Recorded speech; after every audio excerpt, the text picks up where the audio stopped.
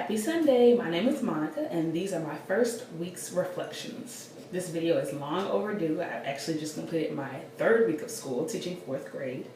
But you know how you plan on recording and you plan on things going a certain way and they don't exactly go as planned? Well, that's pretty much how these first weeks of school have gone. I've pretty much been at school until late into the afternoon and evening and then come home and gone to sleep. And that's pretty much how it's been for the past 3 weeks. So this is the first time that I've had enough energy and thoughts process to even be able to film. So glad that I finally made it to this point. My weeks in a nutshell, this, the dreaded phone crack shatter. Kidding, that's not how my weeks have been going, but this was something that really put a dent in it. I literally did this in the school parking lot, and this has never happened before, and so this was like, it must be, you know, the first week of school. But insurance is a great thing. So but the past few weeks have been crazy. It's been a whirlwind. It's been so much fun. It's been meeting all of my kids and their parents, and you know, getting started with content and classroom management and procedures, and you know, just a lot of fun things. It's gone by super quick. I literally cannot believe it's the third week of school. It actually feels like it's been a lot longer. I feel like I've been doing this for several more weeks than just 3, because it's like, man, you know, you're spending so much time with these kids every single day, day in and day out, that you know, you're like, man, I feel like I know everything about you and I barely know anything as I'm continuing to get to know. So I wanted to talk about a few things that I'm going to start off with the negatives so that we can end on the positive, but just a couple of things that still working on, still trying to figure it all out. So the first thing is that the copier situation. I previously worked in a charter school where, you know, copying was just a part of everyday life. Here at my school, public school, I guess, which I've talked to a couple different people. Some people are like, oh really, that's kind of strange, and some are like, that's kind of how it is. So the fact that you have to bring your own copying paper to the copy machine was the first thing that I had never done before. Like literally, I'm carrying a ream of paper to the copy machine, and of course I always forget it, and so that's always 2 trips every single time I go to copy. I have not gotten used to that. Still to this day, I'll go with my whatever I need to copy and then realize I need to go get some paper to copy it on. And so that's one thing that I'm like, it feels like, you know, it's like Hunger Games, like, oh, you know, no one's not leaving not any extra paper, like, you know, but I guess it's just how it is. And then we also have, which a lot of people said that this is normal, we have, you know, a certain amount of copies per month. I believe it's 2,000 copies a month, and so I'm just about at my my limit, I guess. And so that's something that, once again, I've never had to deal with, but hey, you know, you roll with the punches and you got to make it work. This daggone copy machine something is wrong with it every single time. It's not coming out of the, you know, the feeder correctly, so it's jamming every 2 seconds, or the ink is out and the lady who is, you know, who's in charge of the copier and puts that stuff in, of course, has gone home for the day, and I'm there all hours of the night. Like, just, and there's one copier. That's the issue that I'm with. There's one copier in the entire school. My school is pre-K through 5th. And we have one copier. You know, keeping it positive, trying to remain, you know, it's hey, you could have 0, but it's just like, how is there one copier in this entire school for all of these teachers, and it half the time doesn't work. So I'm sure we all can, you know, relate to that situation, and still trying to make it all work. So that's the first thing. The second thing, so I started out with I believe 23 kids on my roster. First day of school, 2 of them did not come to school. No, how many did I start out with? Actually, I started out with 26. 3 of them did not come to school at all. They had, you know, unenrolled, and so I was down to 23. One little guy had an IEP, and then we have a classroom, an IR classroom with a co-teaching model for, you know, students who have IEPs, proper reports of special ed, and so he got moved into that classroom. And then one of my sweet little boys moved, and I believe the second week of school, the end of the second week of school, moved, and so now I was down to 21 students. And I just was like, man, this is amazing. Like, I'm used to 29, 30, 31 kids, and so I was just like, this is, you know, I'm having a good time. I'm having groups that are 5 kids in them. I'm just having a wonderful time. And then we get an email that says that due to surplus situations within our school, we were having to collapse one of the fourth grade classrooms. So we originally had 5, now we're down to 4, and all of the kids that were in this additional classroom were going to be spread out amongst the rest of the fourth grade classroom. So now I am at a whopping 27 kids.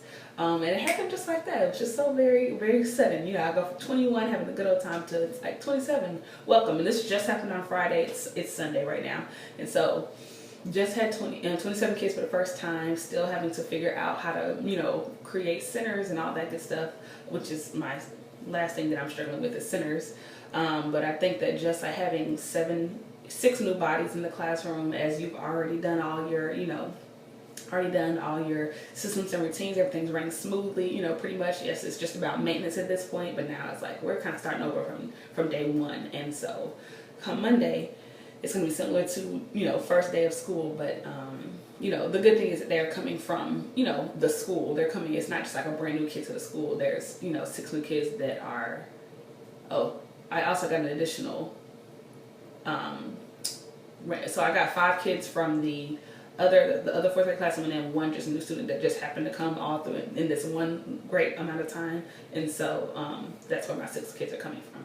But, you know, it's something that is like a curveball that you didn't expect, but I would rather happen earlier in the year than the middle or later of the year. So I'm just trying to take it, you know, with a grain of salt and be positive about it and be excited about, you know, another challenge, having to figure everything out. And so so far the kids seem to be really sweet, really great. Like I said, they're coming from inside the school, so that is one thing that is, you know, it's not things that are completely new. Yes, there are things that are individual to my classroom that we're having to learn, but as far as, you know, Randolph, as far as them knowing where everything is, as far as, you know, things like that, that's one thing that has really been a positive. And then the last thing that I'm still kind of struggling with are really how to make centers the best they can be. I feel like, you know, we're getting all these PDs about different resources, but right now it's like, you know, they want it rigorous, they want it differentiated to the every level. They want you to be, you know, getting some type of assessment daily to be able to see the progress. They want it to be, you know, to be limited to about 20 minutes. It's like, how do you do all of that with 27 kids in 20 minutes? Like, how? I have not figured that out yet. I'm still playing around with it now that I have a new group of students that is adding to this. Now I'm going to have to kind of reformat everything, and I want them to be engaging and fun, but at the same time I want them to, you know, really be learning. And you can learn and be engaged and fun. Obviously, that's what you want to happen. But, you know, there are a lot of resources that have like the games and, you know, different things like that. But at the same time, it's like, you know, how do I assess is where I'm struggling. How do I assess daily on a daily basis, while at the same time, like, there's some things that you're not going to get done. And so it's like trying to figure out what is 20 minutes worth of work, especially when you're differentiating for, you know, students that may be a little slower, students that may be advanced. How do I make it 20 minutes worth of work that they can complete in today and be able to assess? Or do I not? Is it okay? What I've been doing is having it going over the course of the week and then assessing at the end of the week, which I know that it's okay, but at the same time they're asking, well, what did you learn about Tuesday, what they learned about on Tuesday? And it's like, I'm kind of checking on Friday, and I'm doing obviously teacher observation and going in and, you know, helping and things like that, and able to see what's going on when they come to me at Guided. But at the same time, as far as what they're doing at centers and what they're completing and who's completing the amount that should be, I haven't figured out a way to assess that honestly, and still figuring it out. So if you have any suggestions, please feel free to comment below. But some things that are going well, because we're having a lot of fun. The kids are amazing. I mean, obviously, kids are amazing. Their personalities are funny. There are there's so many different levels of personality in my classroom. There's the quiet ones. There's the ones that want to be the center of attention 24 hours a day, 7 days a week, and everywhere in between. We're just having a lot of fun. They're getting to know me. I'm getting to know them, and I really just see a lot of like laughter and genuine, you know, enjoyment in them and within myself. So I love that. My little book nook. If you've seen my classroom reveal video, I have a little chevron. It's not even really a book nook. It's literally a rug, a chevron rainbow rug with 2 body pillows that are in there. When I tell you that has been a hit, I didn't even expect it to be this great, but they are literally fighting to get in there. And it's just a rug, and they just want to be on the rug. They just want to, you know, lay their head on the pillow and lay down. And even the kids that can't fit on the pillow, they just want to put a foot on that carpet. And I'm just like, it was so sweet to see, and I just had to take pictures. But It was just like they, they just wanted to be on there. They're sitting, in the corner reading a book just with their little leg on the rug, just to say that they're on the rug, and it's just really cute. So I'm glad that it's my favorite part of the classroom too, and I'm glad that it's theirs too. My team is awesome. The other fourth grade teachers are amazing. They really just are coming in with so much knowledge that are and personalities that balance me out. I feel like that's always a big thing when you're like, oh, maybe there's always that one person on the team. Like, it really is not yet that one person on the team. We really just balance each other out. Everyone's bringing something different, a different strength, a different weakness, but other strengths balance out that person's weakness. And so they've been my rock throughout this 3-week process as far as school has started, and obviously prior to, but they're amazing.